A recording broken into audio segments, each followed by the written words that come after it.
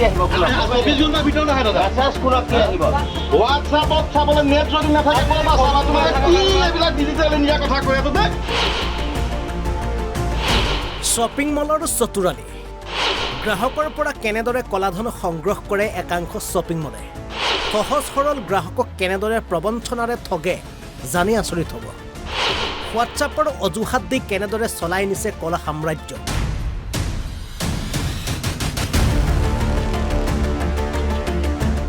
আটক ধুনীয়া এটা শ্বপিং মল নাম ভি-মাৰ্ট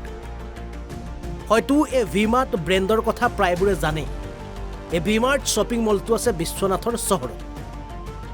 কিন্তু শ্বপিং মলটোৰ কৰ্তৃপক্ষই কেনেদৰে মল চলাই জানেনে বজাৰ কৰাৰ পাছত গ্ৰাহকৰ পৰা ধন লয় ঠিকেই কিন্তু ধন লোৱাৰ পাছত সেই ধনৰ বিনিময়ত নিদিয়ে কোনো বিল খুজিলে কয় বোলে বিল হোৱাটছআপত যাব কিন্তু সেই যে হোৱাটছআপত বিলৰ তথ্য যাব বুলি গ্ৰাহক গুচি আহে তাৰ পাছত আৰু কোনো গ্ৰাহকলৈ নাযায় বিলৰ কোনো তথ্য আৰু এনেধৰণৰ এক কৌশল তৈয়াৰ কৰি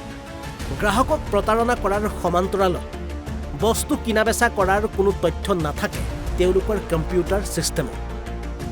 ফোন নম্বৰ দিলো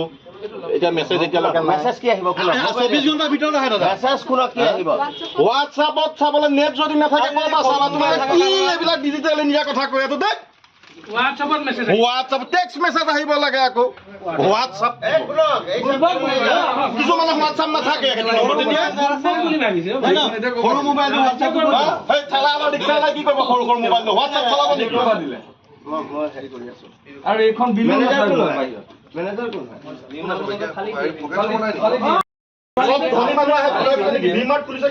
এই ভি-মাৰ্টৰ যেতিয়া আমি আগতে শুনা পাই আছিলোঁ যে যিখন ঈদৰ সময় আছিলে তেতিয়া বেপাৰ বাণিজ্যৰ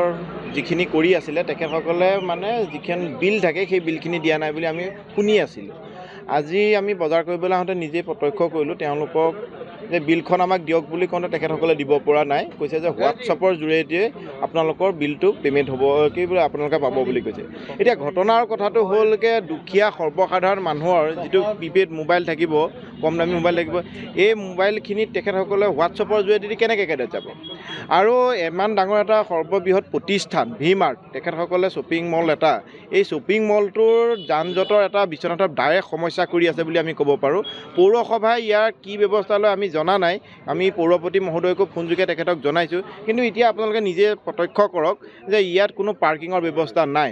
আৰু উচ্চ স্তৰত তেখেতসকলে গান লগাই পেলাই ইয়াৰ এটা পৰিৱেশ বিনষ্ট কৰি আছে বুলি আমাৰ স্থানীয় ৰাইজে আমাক জনাইছে